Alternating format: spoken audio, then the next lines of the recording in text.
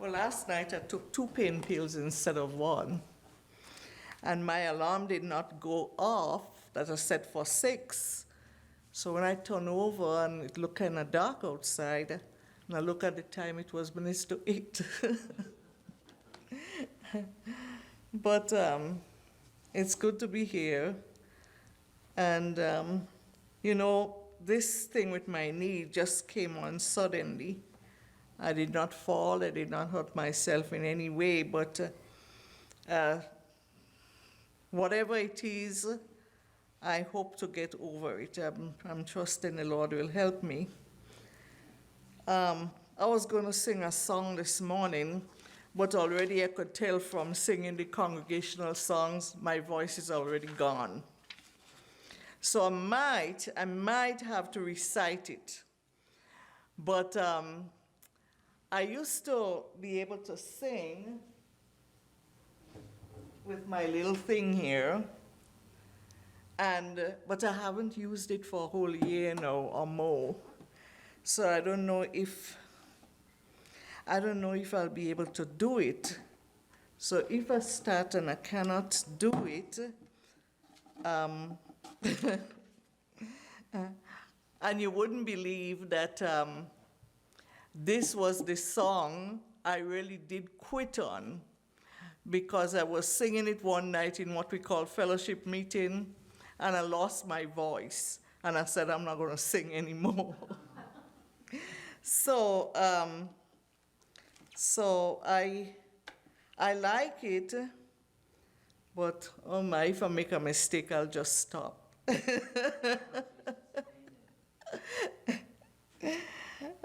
Sometimes I wish I had Diane around to help me, but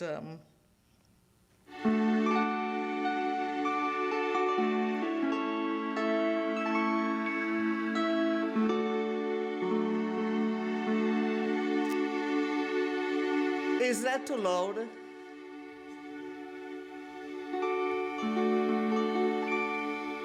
I have watched the tender halo in the rosy tinted west, in the twilight when the lengthened shadows fall. I have felt the tender sweetness of the presence all unseen, and in listening I can hear the Master call.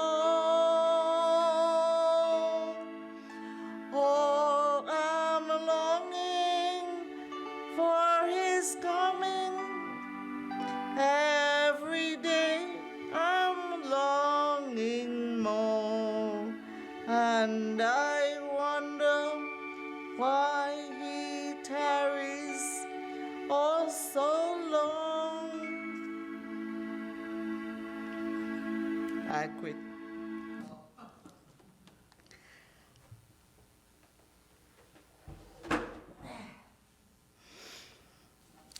I knew it was going to happen. I shouldn't even try, but I'll start over. So the words of the song is important.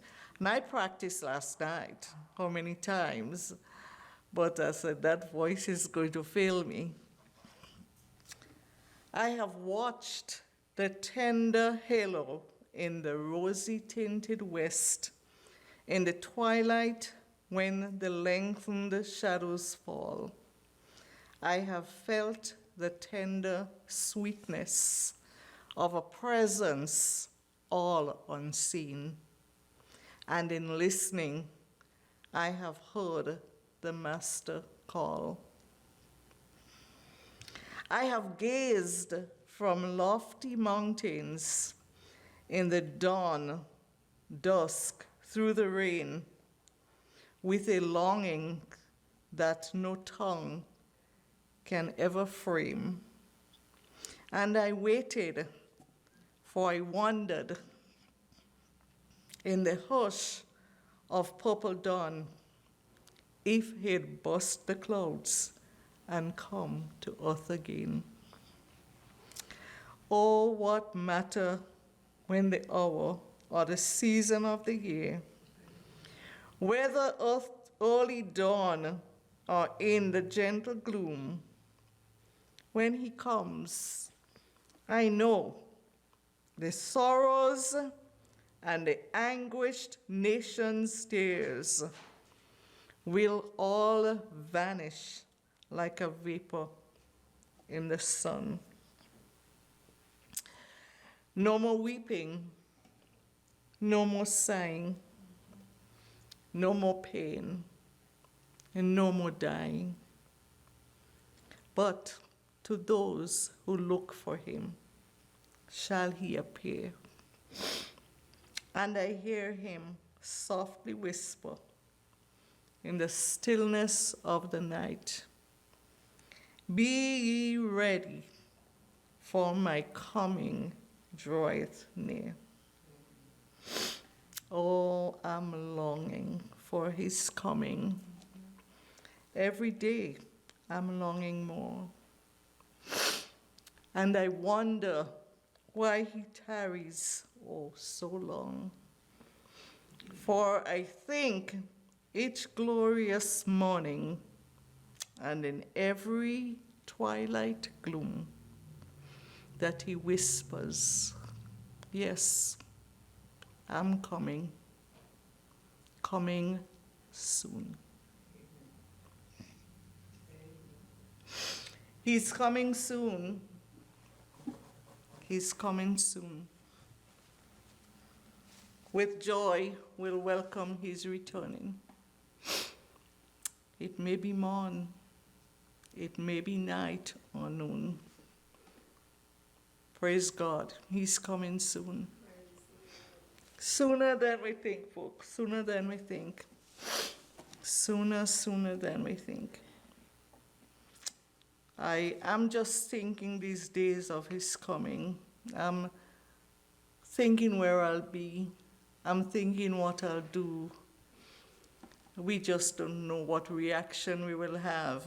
But folks, it will be something. Just to see Jesus, just to see him, the one who died for us. It's good to be here again this morning. And I'm not Paul, I'm not a preacher like Paul. I'm not so many people I just enjoy listening to. But you know, whatever the Lord gives me and helps me to bring out, it's because somebody is needing to hear it. That's whatever I think whenever I prepare, it's somebody needs to hear it. And that's why I have it this morning. I'll read it. Well, I'm not going to read all of it. Acts chapter 27. Acts chapter 27. And it has to, it deals with Paul's shipwreck on his way to Rome. And I'm not going to read all of chapter 27, but what I've done is taken certain verses and certain words out of the text so I could try to bring out my point. We are sailing on a rough sea. The Christian's path in this world is not easy. We are sailing on a rough sea. And when Paul got converted, the Lord did not promise him a bed of roses. He told Paul he's going to have a rough life. He told him he'll be wrecked at sea. But he said, "Paul, you keep on preaching my gospel for me." So in verse 4 of Acts 27, we see that the winds were contrary on Paul's journey. The winds were contrary. And in our own life, and even at present, we can tell that the winds are blowing against us, against the Christians. The winds are contrary. And then in verse 8 it says, there came unto us a place which is called the Fair Haven.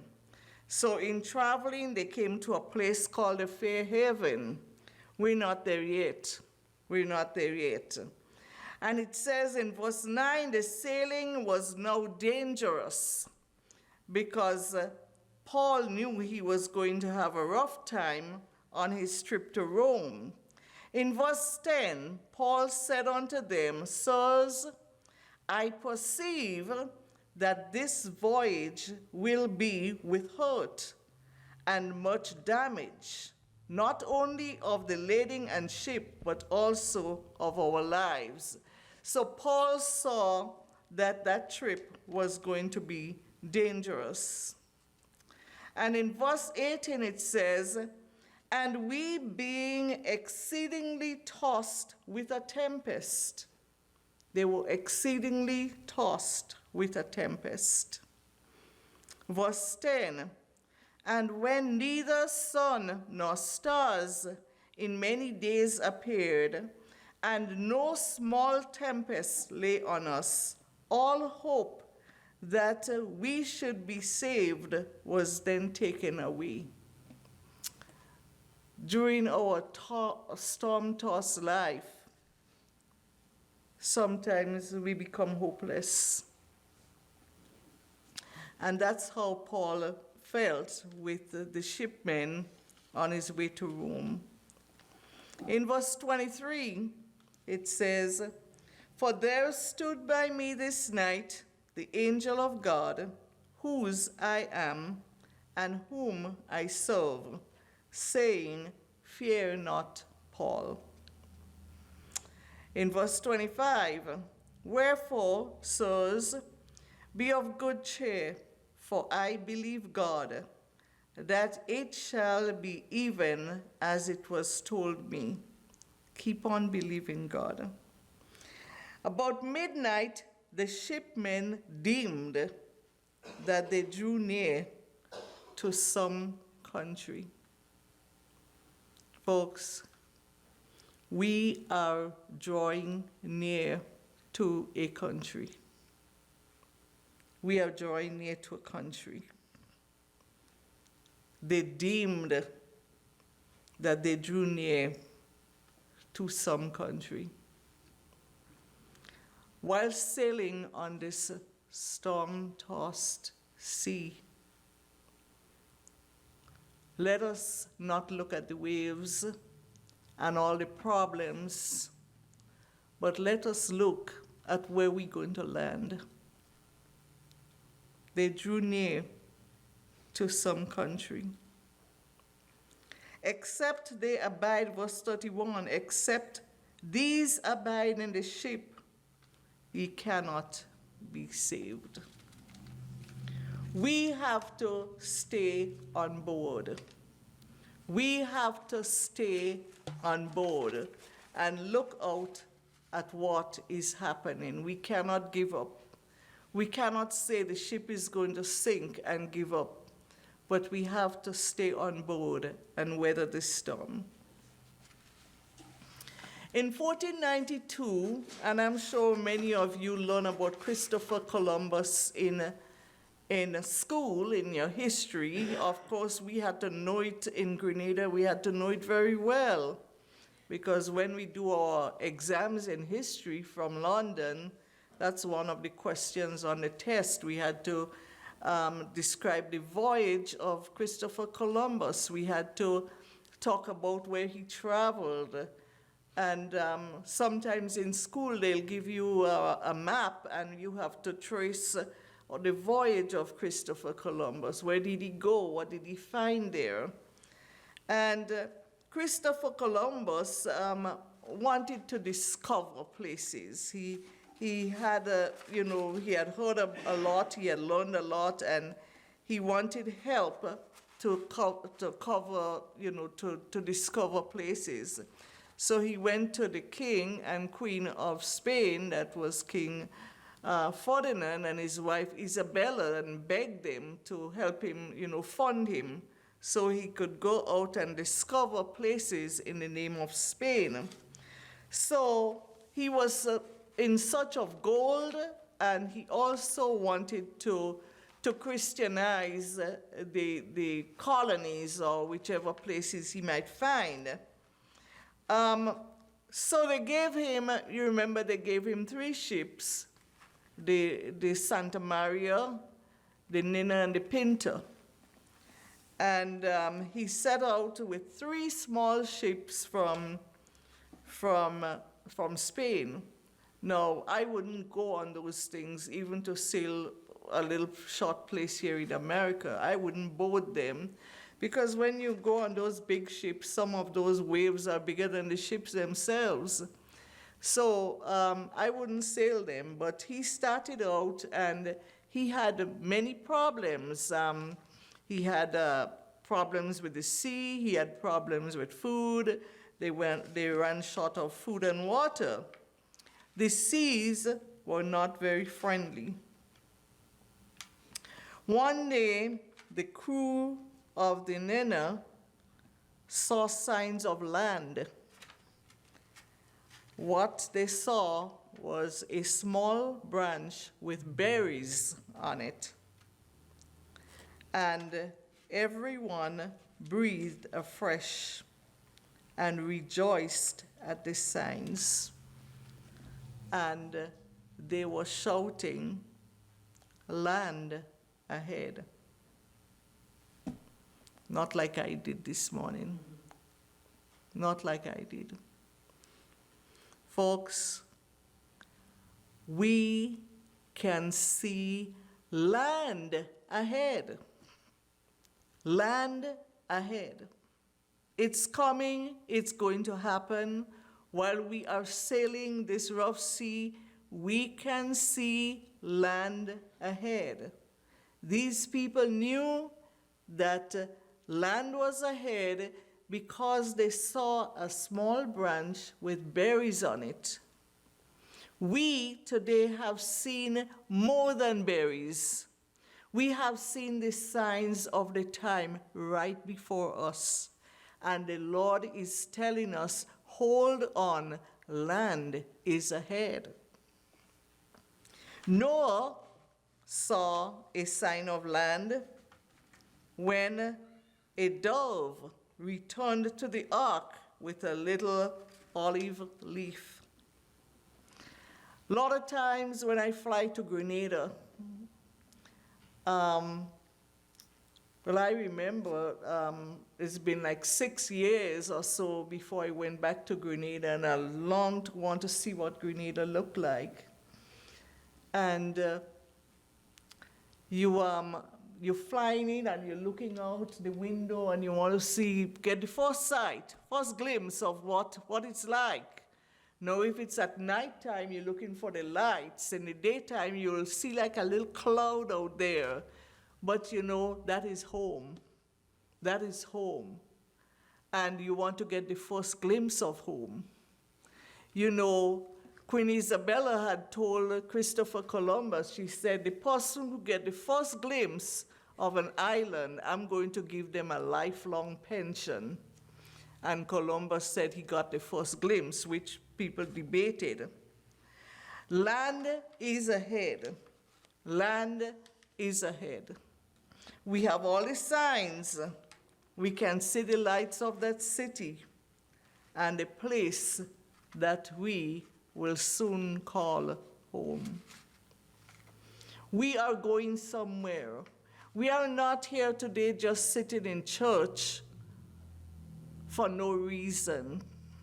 We are here because we are preparing to go home. And home is in sight. Whether it be Paul's ship or Noah's ark or Columbus's ships, they all had storms and they all had hardships. They had perilous times. We all have our own storms in life: sickness, pain, death. It is only by God's grace that we are being kept afloat. There is an unseen hand that's guiding our vessel. We cannot do it on our own. We just cannot do it on our own. Sometimes we feel helpless. Things happen and you ask yourself the question, well, why did it happen to me? But we have the unseen hand that's guiding our vessel. He wants us to all get into the harbor safely. He wants us to get home. Land is ahead. We sing that song, Glory Land is not too far away. We hope to get there someday. We can almost see the lights of that city where we'll anchor our souls in the haven of rest. It will soon be midnight, and that golden morning is fast approaching. It will be worth it all to take the risk of the rough, stormy seas just to see Jesus. The time is getting near. The seas have been rough. Every risk that we take, everything that we have done in this life, the little that we can do for Jesus, we do not have very much time left to finish what we started. We should be winding up. We should be winding up on what the Lord wanted us to do in this life. So we should have been doing something for him already, and this is the time we should be winding up, because our time in this life is very short. Song says, I can almost see the lights of home. I can see God on his throne. I remember going to Israel, and I really wanted to get my first glimpse of Jerusalem. Because, you know, sometimes in those little Christmas cards, you see a little place, and you think of Bethlehem, and you just want to see for yourself. And as we were saying about how the descent was from Jerusalem going down to Jericho, from the mountains there are steep.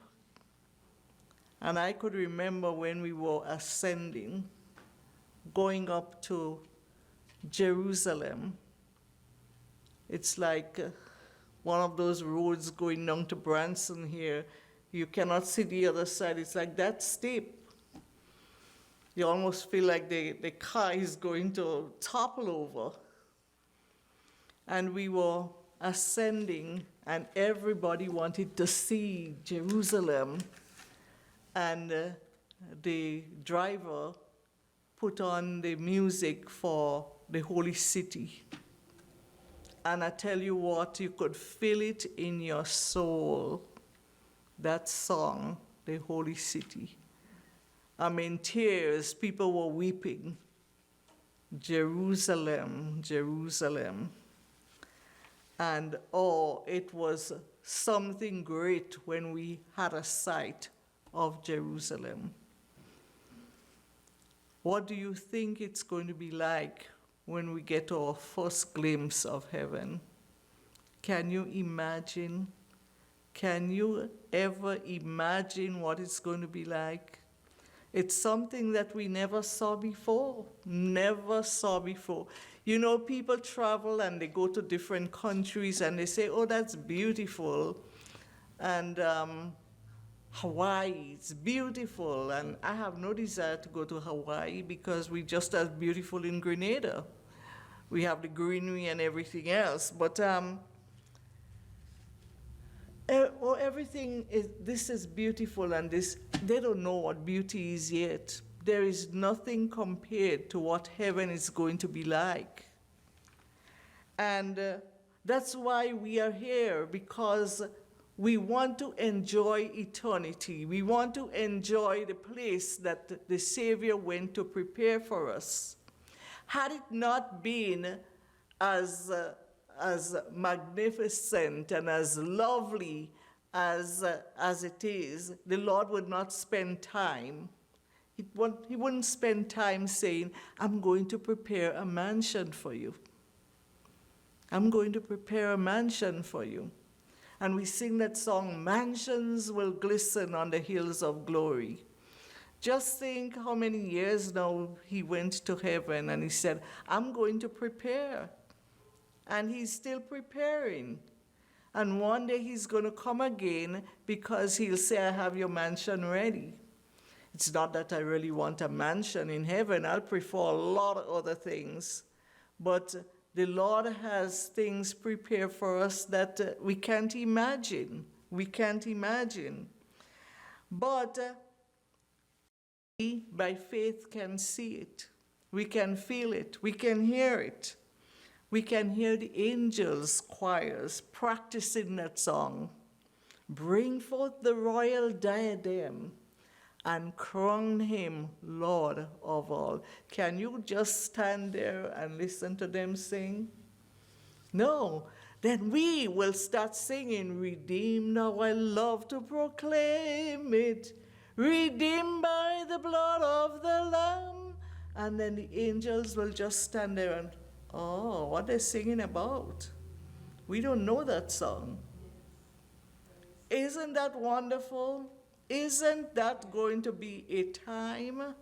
I tell you what, I don't want to miss it. There are many things in this life that I missed, that I didn't get to attend, that I didn't go to. But I tell you what, that day that when they're going to crown Jesus, I want to be present. I want to be present when they crown him King of Kings and Lord of Lords. It will be a wonderful, wonderful time. And what we talk about crowns, the last time I was here, and it says we will be just removing those crowns and casting them at his feet because he is worthy. He is worthy. We're talking about a wonderful time in heaven, a wonderful time after all the shipwrecks and after everything that we went through here on this ship and on the sea of life. When we get to our safe heaven, it will be worth it all. So in the meanwhile, we need to be watchful and prayerful and look for that land that's ahead. Remain on deck while we look out. Don't be deferred by the winds and the waves. The world is no friend to grace. They're not going to come and assist you if your ship is wrecked. The work is to be completed. And the enemy will try to wreck your ship, but we still have a lighthouse that we can look to. And we can still see the lights of glory. So today, I want to encourage us. I want to encourage us in, how should I say it? Things are going to happen. Things are going to happen, okay? I don't want to be political, but politics is a part of the end time. You heard President Biden talk about nuclear warfare. He mentioned the word nuclear last week. Folks, whatever is going to happen is going to happen. We are hoping and expecting the Christians to be taken out of this world before it happens. I was telling, I think it was Joyce yesterday, those of you who have computers, go ahead and type in the Temple Institute. These are the people who are working to get the other temple, the new temple, rebuilt. Look up the Temple Institute. I've been there, I've seen the vessels, and they said what they were doing. And you could also become a member of it, where you get the articles, all this thing about the red heifer and all of that will be there. But they probably could keep you abreast of prophecy than anything else. They work with the Old Testament. They go back to the Old Testament, but they could pretty much tell you that Messiah is going to come soon. They would not say Jesus because they don't believe in Jesus, but they believe in Messiah. And the person they're going to accept as Messiah is the Antichrist. Because when he comes again, when the Antichrist shows himself, he will show himself as a man of peace. And he will make peace with the Palestinians and the Jews, and he will give the Jews permission to build the temple on the mount. And they will be so happy that Messiah has come. And I'm talking about the rapture taking place before that time. And they'll build a temple, and then he will desecrate the temple. They will then see that this is not Christ, this is the Antichrist. But things are shaping up for the building of the temple, which tells us that the rapture will soon take place. Let us not be slack concerning his promises. We know it's going to happen. This is a time that our spiritual temperature should be really high, and looking forward to that time. But people get discouraged and they say, oh, I've heard that preached last year. I've heard it preached the year before. And they get kind of discouraged, and they get, like you call, spiritual laziness, where we get slack in our praying and reading the word, and we give up. And we say, oh, it didn't happen. It didn't happen. You know how many years now the Jewish people have been going to that old wall that we call the Wailing Wall every day. Every day. You go to Jerusalem, you go to Israel, and you see these people. You could pull it up also on your computer. The schools, the children go there on their break, and they cry, they weep, they wail. That's why it's called the Wailing Wall, because they want Messiah to come. And some of them will stay there till evening, and just before they go home, they will cry and they'll say, Messiah didn't come today. Maybe he'll come tomorrow. They are looking for Messiah to come. Folks, as Christians, we profess to be Christians. We are here for a reason. We are expecting to spend eternity with Messiah. But these people who are looking for Messiah to come, they're not Christians. We know better than that. We are looking for Jesus to come again. And we cannot be slack and be too tired and be discouraged. We have to move on, because the land is ahead. The land is ahead. We are looking for a country, all prepared for those who love him. Let us not be discouraged. Let us encourage ourselves in the Lord. And those of you who are not saved, you're missing out on quite a lot. Don't say, well, if I get saved, I'll miss the things of the world. Well, the things of the world, they're trash. They're trash.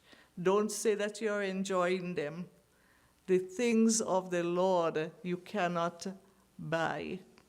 Money cannot buy what the Lord has to give to those who love him. Surrender yourself to the Lord. When I say surrender yourself, surrender your whole self, your all to the Lord, not just a part of you. He wants all of you. And you will reap from the Lord all the blessings that he has to give to those who love him. Let us be encouraged this morning. I know from my voice, which I lost during the regular singing, that it was going to act that way. But I'm thankful for him and his help. And may God bless you this day and throughout the coming week. Amen.